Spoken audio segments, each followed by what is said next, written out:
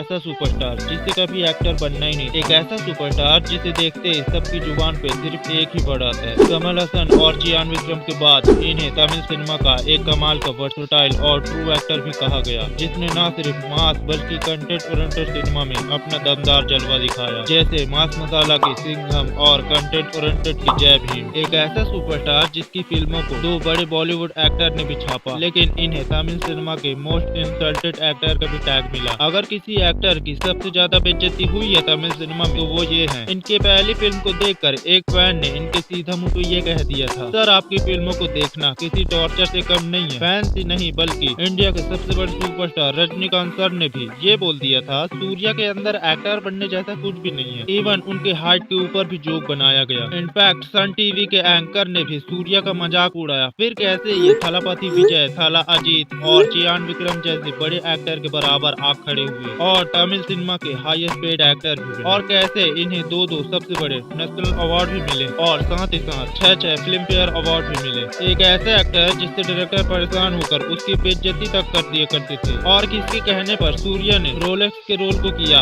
और कौन सी वो बड़ी फिल्म है जिसको सूर्या ने रिजेक्ट किया है। और सूर्या अपने भाई कार्तिक की फिल्म में विलन क्यों बनना चाहते हैं, क्यों सूर्या की फैमिली सूर्या के शादी के अगेंस्ट थी। आज आपको इस वीडियो में वो जानने को मिलेगा जो शायद ही आप जानते होंगे। The superstar the villain Surya आज एक एक्टर, प्रोड्यूसर, सिंगर एके सर्वनंद शिव कुमार एक तमिल फैमिली से आते हैं, जहां इनके पापा शिव कुमार ने 195 फिल्मों में छोटे बड़े रोल किए और उन्हें फिल्म फेयर के अलावा लाइफ टाइम अचीवमेंट का अवार्ड भी मिला। लेकिन सूर्या कभी एक्टर बनना ही नहीं चाहते थे। उन्हें तो गारमेंट इंडस्ट्री में दिलचस्पी थी और वो हर मिडिल क्लास बंदे की तरह खुद के मालिक बनना चाहते थे। इसलिए सूर्या कॉलेज से बीकॉम की डिग्री लेने के बाद गारमेंट फैक्ट्री में जाकर इंटरव्यू देते हैं और अपनी पहचान छुपाकर 1 महीने तक काम भी करते हैं। लेकिन फैक्ट्री के मालिक को सूर्या के बारे में पता चल जाता है, तो इसलिए सूर्या वो काम छोड़ देते हैं। फिर सूर्या अपना खुद का बिजनेस करने का सोचते हैं, लेकिन अपनी हालत देखकर उन्होंने ये भी छोड़ दिया। सुनने में अजीब लगता है, फिल्मों में काम करने वाले उनके पापा के पास इतने पैसे भी नहीं थे। तो उनके पापा सपोर्टिंग एक्टर थे, ना कि कोई बड़े स्टार। घर के बड़े बेटे होने के नाते सूर्या पर जिम्मेदारी भी होती है, इसलिए उनकी हिम्मत ही नहीं होती वो अपने बिजनेस को सेटअप करने के लिए अपनी फैमिली को बोले। बात करें फिल्मों की तो सूर्या कहते थे, मेरे पापा भले ही फिल्मों में थे लेकिन मैं कभी अपने पापा के साथ फिल्म की शूटिंग देखने नहीं जाता था। मैंने बहुत कम फिल्में देखी हैं और जो देखी भी हैं वो बहुत बड़ी तमिल फिल्में थी। मैं तो हॉलीवुड मूवीज के बारे में जानता भी नहीं था। डायरेक्टर वसंत और मणिरत्नम सूर्या के पापा के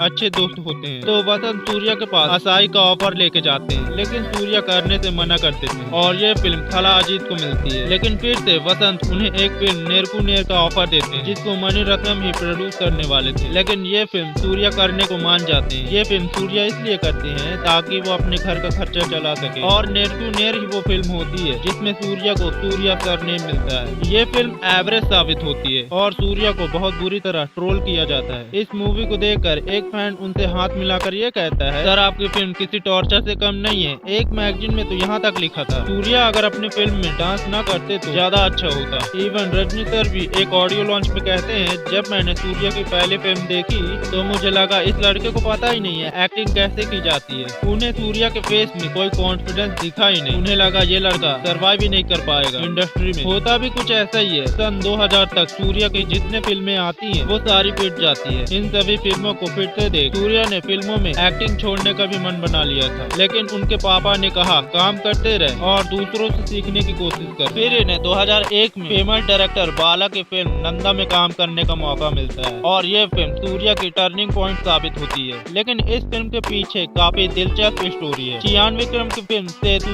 जिसे लिखा और डायरेक्ट बाला ने किया होता है, सूर्या इस मूवी को देखने के बाद डायरेक्टर बाला के फैन हो जाते। फिर सूर्या उनसे एक इवेंट पर मिलते हैं और उनसे उनके लिए कोई फिल्म बनाने को बोलते हैं और डायरेक्टर बाला भी हाँ बोल देते हैं और ये दोनों मिलकर फिल्म लाते हैं नंदा, जिसमें एक आदमी का सामान तक काट दिया गया है। डायरेक्टर बाला सूर्या को एक्टिंग की बारीकियों को अच्छे से समझाते हैं। सूर्या नंदा मूवी में आई ब्लिंकिंग न करने की प्रैक्टिस अच्छे से करते हैं और अपने स्किन को डार्क करने के लिए धूप में घूमते रहते हैं। सूर्या इसमें काफी कुछ सीखते भी हैं और अपनी एक्टिंग को दिन पे दिन सुधारते हैं। नंदा थिएटर में 100 दिनों तक चलती है और सूर्या को बेस्ट एक्टर का अवार्ड भी मिलता है। इसके बाद सूर्या ने कभी पीछे मुड़कर नहीं देखा। 2001 से लेकर 2004 तक 4 हिट और 3 सुपर हिट मूवी थी। जहां खाका, पीता मगन, पेरा जागन सुपर हिट होती है, वहीं नंदा, उन्ना, नयातु, अयातु, इजूतु जैसी फिल्म में हिट साबित होती है। नंदा के बाद सूर्या को किसी फिल्म के लिए एप्रिसिएशन मिलती है वो होती है 2001 की खाका, गौतम वासुदेव जी की माइंड ब्लोइंग मूवी और सूर्या की अब तक की बेस्ट परफॉर्मेंस। ज्योतिका इस मूवी में सूर्या की लव इंटरेस्ट होती है और इस मूवी को सूर्या की ब्रेक थ्रू मूवी भी माना जाता है। सिर्फ 3 करोड़ में बनने वाली ये फिल्म 39 करोड़ कमाती है। 2004 में सूर्या फिर से डायरेक्टर बाला के साथ काम करते हैं और लाते हैं पिता मगन। इस मूवी में चियान विक्रम भी होते हैं और ये फिल्म ब्लॉकबस्टर साबित होती है। इस टाइम पे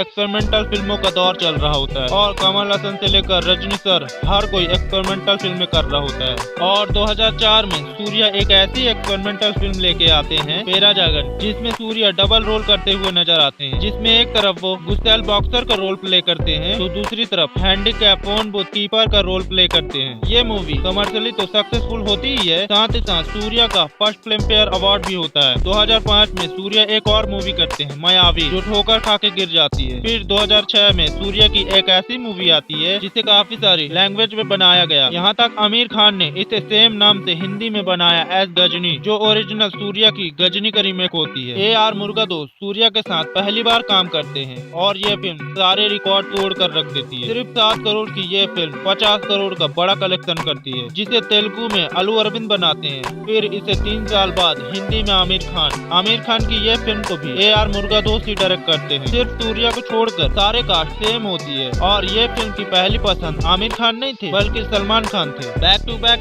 सुपर हिट देने के बाद 2006 में सूर्या ने ज्योतिका से शादी कर ली। इन दोनों ने काफी सारी फिल्मों में एक साथ कई बार काम किया और दोनों में प्यार हो गया, लेकिन सूर्या की फैमिली इस शादी से खुश नहीं थी क्योंकि ज्योतिका और सूर्या दोनों अलग अलग कास्ट के होते हैं। दरअसल सूर्या एक कोंगू वेलाई कम्युनिटी से आते हैं, जो तमिलनाडु के टॉप रैंकिंग कास्ट में से एक है। सूर्या की फैमिली चाहती थी सूर्या उन्हीं की मर्जी के अकॉर्डिंग शादी करे, लेकिन सूर्या को ज्यादा टाइम नहीं लगा अपनी फैमिली को मनाने में। आगे चलकर इन दोनों कपल ने 2 बच्चों को जन्म दिया, देव और दिया, जिनके नाम पर 2D एंटरटेनमेंट खोला, जिसने सोराराय पोट्रू और जय भीम को प्रोड्यूस किया। 2005 से 2012 तक सूर्या की 12 फिल्में आती हैं, जिसमें बेल, वर्णम अयरम, अयान, सिंघम, 7am, सुपरहिट या तो ब्लॉकबस्टर साबित होती है। एक बार फिर से सूर्या की one of the best film आती है 2008 में जुड़वा कैरेक्टर वाली वर्णम अयरम। इस मूवी की एक्टिंग, सिनेमेटोग्राफी, डायरेक्शन, म्यूजिक सब कुछ वन ऑफ द बेस्ट होता है। इस मूवी में बाप बेटे की कहानी को दिखाया जाता है, जहां बेटा एक इंडियन आर्मी का मेजर होता है। जब वो एक रेस्क्यू मिशन पर जाता है तभी उसे अपने पापा की डिमाइज की न्यूज मिलती है, लेकिन वो किसी कारणवश नहीं जा पाता, लेकिन वो अपने पापा के शेयर किए हुए बॉन्डिंग को याद करता है। इस मूवी से गौतम वासुदेव अपने पापा को ट्रिब्यूट भी देते हैं, जो कुछ टाइम पहले हार्ट प्रॉब्लम की वजह से मारे जाते हैं। इस मूवी में सूर्या 3 डिफरेंट अवतार में नजर आते हैं। First as a child, second muscular boy, तीसरा बुड्ढे का रोल, जिसके लिए सूर्या ने अपना बॉडी वेट घटाया और बढ़ाया होता है, जिसकी वजह से इनको हेल्थ इश्यूज भी होते हैं। इस मूवी को 34 अवार्ड मिलते हैं, जिसमें 6 फिल्म फेयर साउथ और 1 नेशनल अवार्ड शामिल होते हैं। 2009 में आई अयान, जिसे KV आनंद डायरेक्ट कर रहे होते हैं। ये मूवी सूर्या के लिए कोहिनूर साबित होती है। फिल्म में सूर्या के साथ तमन्ना भाटिया भी होती है। जहाँ हर किसी को बस तमन्ना की तमन्ना होती है, वहाँ तमन्ना को सूर्या की तमन्ना होती है, लेकिन वो निराश होती है क्योंकि सूर्या की शादी हो चुकी होती है। फिर सूर्या की एक और हिट मूवी आती है एस सिंघम। डायरेक्टर हरी से बनने वाली ये फिल्म सूर्या के साथ उनकी चौथी कोलैब होती है। इस मूवी को 12 करोड़ में बनाया जाता है और ये फिल्म 90 करोड़ का मैसिव कलेक्शन करती है। इसमें अनुष्का शेट्टी और प्रकाश राज भी होते हैं। इसे कन्नाडा पंजाबी में तो छापा ही जाता है।